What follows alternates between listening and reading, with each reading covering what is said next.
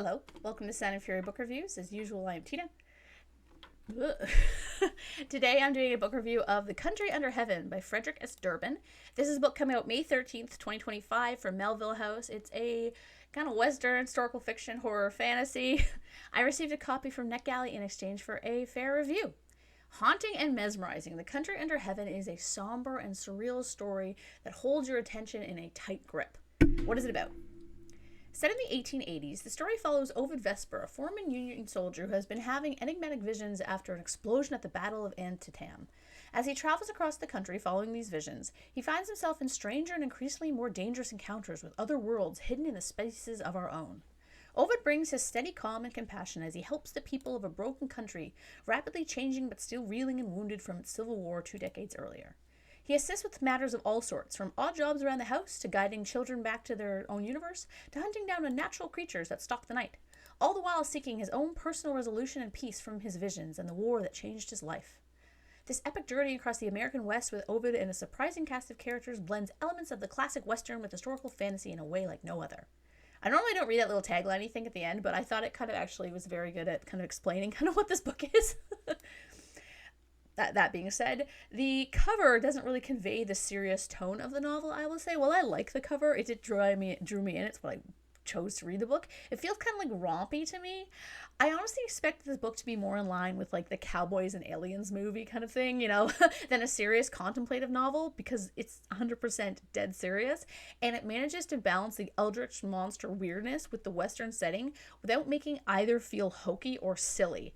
I can't imagine how much work it took to get that to work, because yeah, like it's pairing those two things, like fantasy and Western, is really hard to do without it coming across as kind of silly. And so I think it's a very good achievement in my eyes. Part of the reason why it's successful was the prose. It's very immersive, as the book is a blend of historical fiction details, elegiac writing, and an easy to follow narrative voice. While it is like a Western, I guess, it both fits the bill and breaks away from that entirely. It has lovely sentences. I'm going to read a few of them just so you can get the gist. Of course, this is from an arc, so they could be removed or altered from the final. A tough-looking audience, I thought, like fence post baked in the sun, polished by the wind, cracked by ice, full of rusty nails. And yellow tickseed was just starting to spring up. If color could be sound, tickseed was like a chorus under the azure sky. And the third one, it felt like those aching memories that you wish more than anything you could recall, but you never can. And then you're not sure if they're really memories at all, or if they're a longing for something that you can never have in this life. Just like so good. I love that kind of writing. So a first-person novel that worked very well for me, which is saying a lot, as if you watch my channel, you know I prefer a third person most of the time. The thing is, though, when it is a first person and it works, it's usually one of my favorite books. The other reason the bizarre blend of genres worked in this book was how the Craithers, as he calls them, it might be critters, but it's written like Craither, so I'm going to call them Craithers, sort of hover at the periphery of the stories until the end. The book is self-contained chapters more than an overall plot, though there are parts that carry over into one another. Like, you can't just read the book out of order. It's not short stories in that way. It's just like each chapter is like one particular kind of monster he has to deal with. None of these monsters feel repetitive, though. Like, they're all completely different, and that's kind of the interesting thing about the book. It's not just him going and killing monster after monster. Some of the times he's not killing anything. Some of the times he's fighting with humans. Some of the times he's just kind of escaping a monster. It's just very, really, really interesting. But because they kind of feel like short stories, they follow a sort of structure, so you know that each chapter is going to end with a bang, and that kind of worked for me as well. In terms of the characters, I absolutely loved Ovid. What a silver fox. A decent, kind-hearted, resourceful dude who suffers guilt but refuses to let it consume him. He's sort of drifting through life, but it's not like he's lazy or like floundering. He's a hard worker and he's intelligent, but he's lost because he's kind of stalked by these creatures, so he can't really hang around in places very long. I love a tragic lost soul of a character, so I just adored him.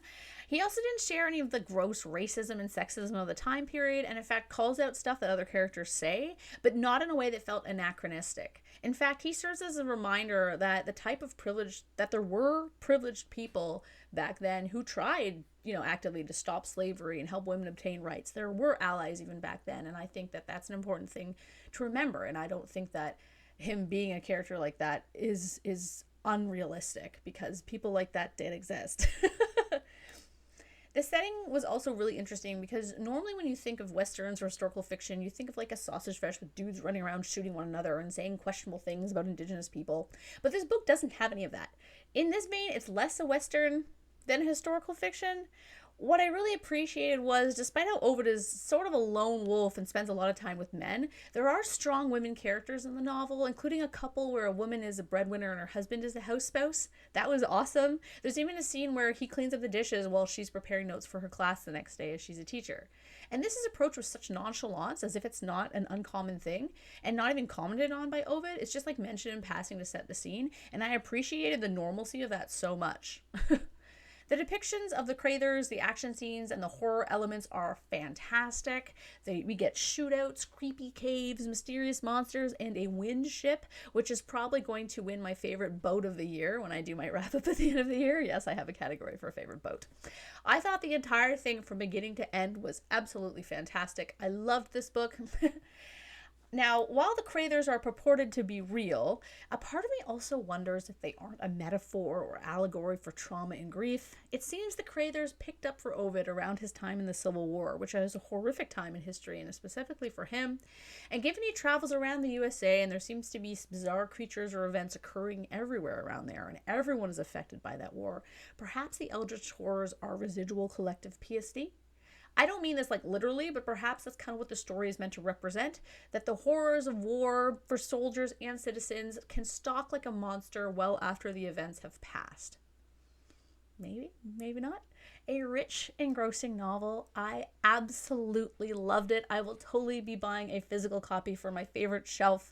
I highly, highly recommend it. If you if you like westerns, if you don't mind westerns, I know westerns are kind of like a genre not a lot of people gravitate to, but if you love, really interesting kind of somber prose, just totally check it out. Consider it. I really liked it. Thank you so much to the publishers and NetGalley for the e-arc.